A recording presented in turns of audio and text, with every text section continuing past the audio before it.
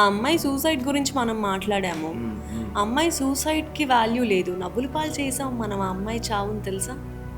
ఒక full grown సొసైటీగా అందరం కలిసి ఒక చావుకిచ్చిన మర్యాద ట్రోల్స్. చాలా బాగా మర్యాద ఇచ్చాం ఆ అమ్మాయి చావుకి మనందరం కలిసి. గర్వంగా ఉంది నాకు. ఫుల్ హ్యుమానిటీ పైన చాలా గర్వంగా ఉంది. ఎందుకు మాట్లాడావు కడ్లీ? నా చావు గురించి, నా చావేదో నేను చచ్చాను. నిన్నెవడు మాట్లాడమన్నాడు కడ్లీ అని అడిగినట్టు అనిపించింది ఆ అమ్మాయి నన్ను. సమాజం అర్థం చేసుకుంటుందనుకోని నువ్వు మైక్ ముందు మాట్లాడావా కడ్లీ? అర్థం చేసుకునే సమాజం అయితే నేను చచ్చేదాన్నా అని అడిగినట్టుంది నాకు ఆ అమ్మాయి.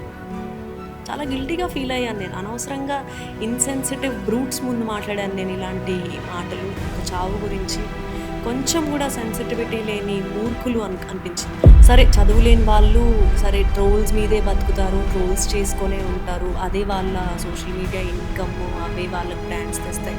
I understand all of that. చదువుకున్న వాళ్ళకి ఏమైంది? చదువుకున్నారు కదా. అట్లీస్ట్ ఈ కడ్లీ దేని గురించి మాట్లాడుతుంది? ఒక 5 సెకండ్లు 10 సెకండ్లు ముందుకెళ్ళినా ఇది చాలా సెన్సిటివ్ టాపిక్ మాట్లాడుతుంది కడ్లీ. ఎవరో ఒక అమ్మాయి చనిపోయింది, ఆ భావోద్వేగంలో మాట్లాడింది. దీన్ని మనం రిడిక్యూల్ చేయకూడదు అనే ఇంగిత జ్ఞానం లేదా మనిషి జాతికి?